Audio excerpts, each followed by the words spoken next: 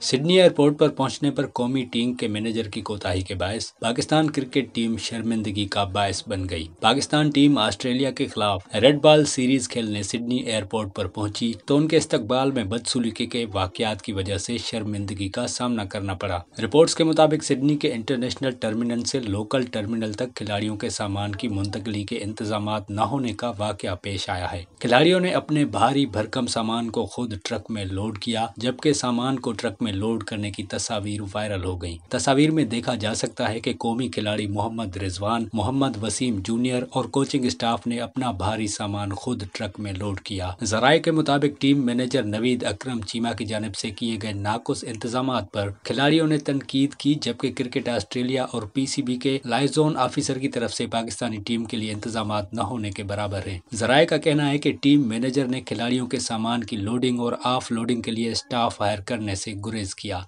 इस हवाले से कौमी टीम के तर्जुमान ने तमाम इल्जामात की तरदीद करते हुए कहा, पाकिस्तान टीम के लिए तमाम इंतजामात मुकम्मल थे, लेकिन रिजवान को देखकर सब खिलाड़ी लोडिंग करने लगे। वाज़ेह रहे कि टेस्ट सीरीज के लिए कौमी टीम आज कैमरा पहुंच गई है, जहां सीरीज से कबल कौमी टीम का मुकाबला प्राइम मिनिस्टर 11 से होगा, जो 6 से 9 दिसंबर तक कैमरा के मानोका ओवल में खेला जाएगा।